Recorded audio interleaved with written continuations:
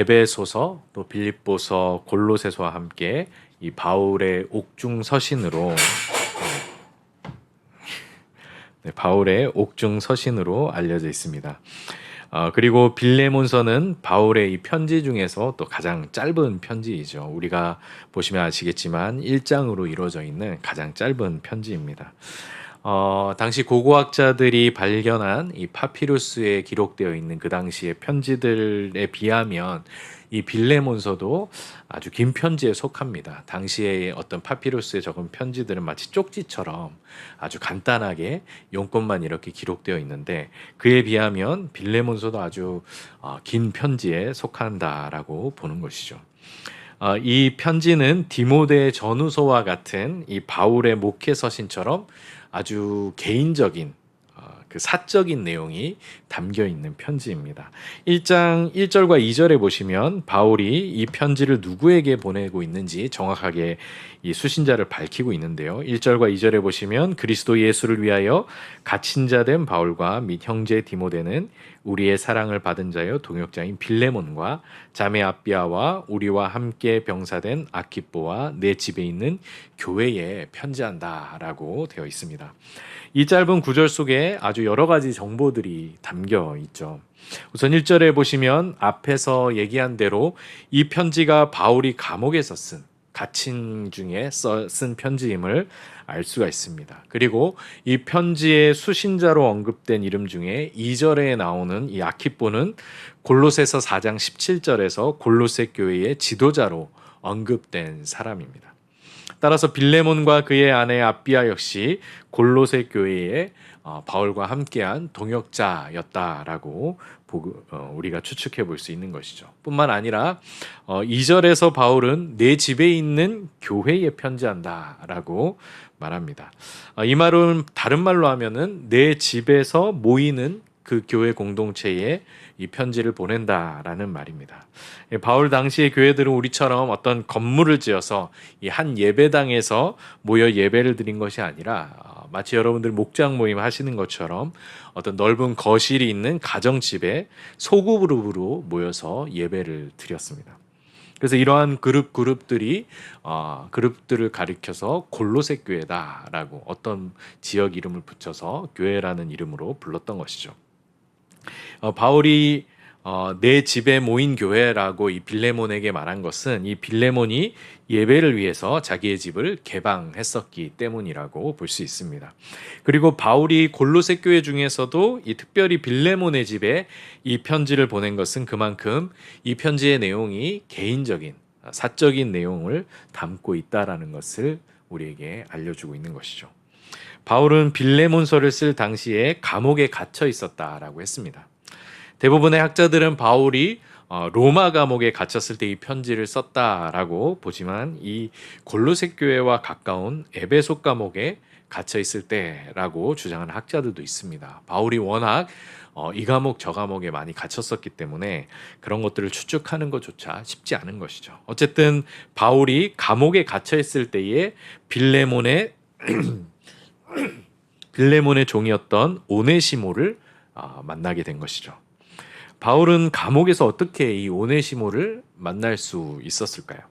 아마도 오네시모가 빌레몬과 친분이 있는 이 바울을 만나기 위해서 바울을 찾아온 것으로 보입니다. 만약 오네시모가 빌레몬의 집에서 도망 나온 것이었다면 오히려 바울을 찾아가는 것은 위험한 일이었을 겁니다. 왜냐하면 도망 나온 종을 만난 사람은 그 종을 다시 주인에게로 돌려보내야 할 의무가 있었기 때문이죠. 따라서 오네시모는 어떤 그 빌레몬의 집에서 일하는 게 싫어서 도망 나왔다기보다도 이 빌레몬과의 관계에 있어서 어떤 문제가 생겼다거나 또는 어떤 불법적인 일에 연루되어서 어쩔 수 없이 잠깐 피신한 상황에서 바울을 찾아왔다라고 보는 것이죠. 그리고 바울의 이 도움을 받아서 다시 빌레몬의 집으로 돌아가려 했던 것입니다. 즉 바울이 빌레몬과 자신 사이에 중재 역할을 좀 해주길 바라는 마음으로 바울을 찾아간 것이죠. 이 원래 오네시모라는 이름은 당시 노예들에게만 붙이는 이름인데요. 유익하다, 쓸모있다 이런 의미를 담고 있었습니다. 하지만 당시 오네시모는 빌레몬에게 무익한 사람이 되어버린 상태였습니다. 이런 상황에서 바울과 오네시모의 만남이 이루어진 것이죠. 그런데 두 사람의 만남은 전혀 예상치 못한 방향으로 흘러갑니다. 바울이 먼저 오네시모에게 복음을 전했고 오네시모가 복음을 듣고 회심하게 된 것이죠. 오네시모가 어떤 바울에게 복음을 들으려고 찾아간 것이 아닌데 바울은 워낙 이 복음으로 충만한 사람이었기 때문에 오네시모를 보자마자 그에게 복음을 전하고 오네시모는 그 복음을 듣고 회심하게 된 것이었습니다. 10절에서 바울이 오네시모를 갇힌 자 중에 낳은 아들이라고 말하죠. 이 표현은 바울이 보통 자신의 전도를 통해 회심한 사람들을 가리킬 때 내가 낳은 아들이다. 아들이란 표현을 쓰고 있는 것입니다. 게다가 그가 감옥에 있을 때 복음을 전했기 때문에 갇힌 중에 낳은 아들이라 이렇게 말한 것이죠. 이제 오네시모는 복음으로 변화되었을 뿐만 아니라 그의 이름대로 교회에 유익한 자가 된 것입니다. 바울과 오네시모의 만남은 이처럼 놀라운 변화를 가져온 것이죠. 오네시모는 처음에 단순히 빌레몬과 자신의 관계를 좀 회복해줘서 빌레몬의 집으로 돌아가고자 이 바울을 찾아왔습니다. 하지만 바울은 오네시모에게 복음을 전했고 이 복음을 통해 거듭남을 경험하게 된 것이죠. 뿐만 아니라 이 오네시모는 바울이 신복으로 삼을 만큼 골로새 교회에 유익한 복음의 일꾼으로 변화된 것입니다. 우리에게도 이러한 만남에 축복이 있기를 바랍니다. 세상적인 만남이 아니라 복음 안에서 만남으로 변화되는 그 경험을 우리가 사모해야 할 것입니다. 또 우리 목장이 또 우리 교회가 이러한 만남이 그 만남을 통한 변화가 일어나는 장소가 되기를 우리는 항상 기도해야 할 것입니다. 바울과의 만남을 통해 오네시모는 놀라운 변화를 경험했었습니다. 우리가 그 만남을 통해서 내가 변화될 뿐만 아니라 또 나와의 만남을 통해 내가 바울이 되어서 그 어떤 사람이 나를 찾아왔을 때 그 사람이 복음을 바라고 찾아온 것이 아닐지라도 어떤 다양한 이유를 통해서 나를 찾아오고 교회를 찾아오고 목장을 찾아올지라도 그 사람이 오네시모와 같이 복음을 듣고 변화되어서 교회의 유익한 자로 우리 목장의 유익한 자로 변화되어지는 그 놀라운 복음의 역사가 일어나는 만남, 그 복음의 능력이 나타나는 만남을 여러분들이 사모하며 기도하시는 성도님들이 되시길 바랍니다.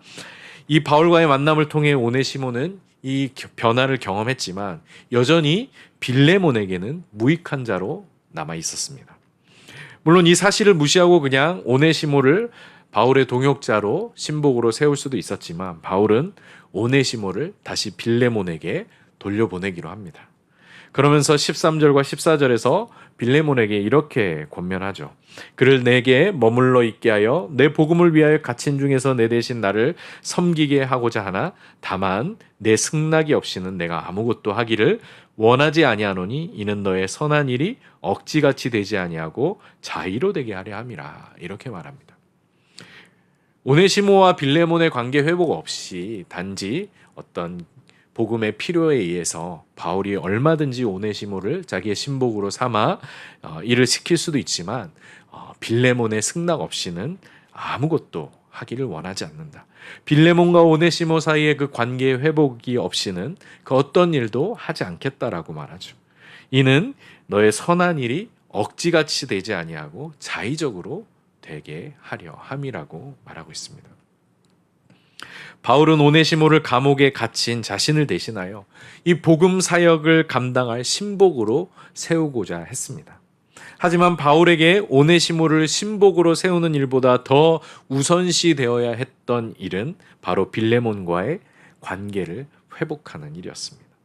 이에 바울은 오네시모를 빌레몬에게 돌려보낸과 동시에 이 편지, 이 빌레몬서를 통해서 빌레몬이 오네시모를 용서하고 받아들이도록 권면했던 것이죠. 우리가 읽진 않았지만 16절에서 바울은 빌레몬에게 이렇게 말합니다. 이후로는 종과 같이 대하지 아니하고 종 이상으로 곧 사랑받는 형제로 둘 자라. 내게 특별히 그러하거든 하물며 육신과 주 안에서 상관된 내게랴라고 오네시모에 대해서 소개를 해주고 있습니다. 바울은 빌레몬이 오네시모를 용서할 뿐만 아니라 그를 더 이상 종이 아닌 사랑받는 형제로 받아들일 것을 요청하고 있는 것입니다. 이제 오네시모는 복음 안에서 우리와 한 형제가 되었고 또한 교회의 유익한 일꾼이 되었기 때문입니다. 주인이 자기를 배신한 종을 아무 조건 없이 용서해 주는 것도 파격적인 일이지만 그런 종을 이제 한 형제로 동역자로 받아들이라는 것은 이 당시의 사회에서는 매우 파격적이고 아주 일어나기 힘든 일이었던 것이죠. 심지어 바울은 18절에서 그가 만일 내게 불의를 행했거나 내게 빚진 것이 있으면 그것을 내 앞으로 계산하라고까지 말합니다. 그가 오네시모가 빌레몬에게 어떤 불법한 일을 저질렀다거나 어떤 빚을 졌다라면은 그것을 내 앞으로 계산하라고까지 말하는 것이죠. 과연 빌레몬은 바울의 이 파격적인 요청을 받아들였을까요? 이 빌레몬서만 보면 그 결과를 알기는 어렵습니다. 바울이 21절에서 이렇게 말합니다. 나는 내가 순종할 것을 확신함으로 내게 썼노니 내가 말한 것보다 더 행할 줄을 아노라. 이 정도로 바울은 빌레몬을 신뢰했었습니다. 내가 요청하는 것 그 이상으로 할 사람이라고 믿었던 것이죠. 그리고 지금 이 편지가 이렇게 보존되어 이 정경에 들어와 있다라는 것을 보면 빌레몬이 오네시모에 대한 바울의 요청에 순종했었다라고 우리가 추측해 볼 수 있습니다. 또 여러 초대교회 문헌들도 바울과 오네시모가 함께 동역한 사실을 증거하고 있습니다. 골로새서 4장 9절에서도 오네시모가 사랑받는 교회의 일꾼으로 활약한 사실을 이렇게 언급합니다. 신실하고 사랑을 받는 형제 오네시모를 함께 보내노니 그는 너희에게서 온 사람이라. 그들이 여기 일을 다 너희에게 알려주리라. 이렇게 바울의 신복으로 오네시모가 골로새 교회를 위하여서 헌신했던 사실을 통해 빌레몬이 이 바울의 요청을 기꺼이 자의적으로 받아들인 사실을 우리가 추측해 볼 수 있는 것이죠. 바울은 오네시모 한 사람의 변화가 빌레몬의 집을 넘어서 골로새 교회에 매우 강력한 복음의 메시지가 되리라 믿었습니다. 오네시모의 변화, 빌레몬과의 화해, 그리고 골로새 교회가 오네시모를 한 형제와 유익한 동역자로 받아들이는 일은 그 당시 사회의 금기를 넘어서는 일이요. 너무나 강력했던 신분제 사회에서 사람들에게 굉장한 충격을 주는 복음의 능력이 무엇인지를 강력하게 보여줄 수 있는 하나의 사건이 되었다라는 것입니다. 우리나라에도 이러한 사례들이 넘쳐납니다. 경북 김제에 가면 기역자 교회로 알려진 금산교회가 있습니다.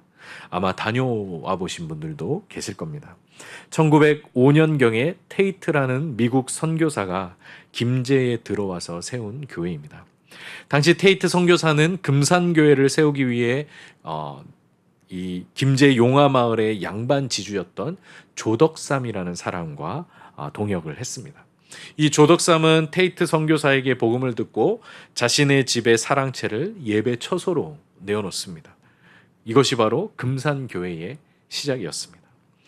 이 조덕삼은 자신의 식구들뿐만 아니라 자기의 하인들도 예배에 참석하도록 했었고 그 중에 마부였던 이자익이라는 사람도 있었습니다.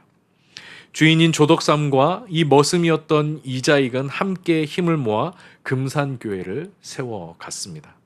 이후에 금산교회에서 장로 투표가 있었는데요.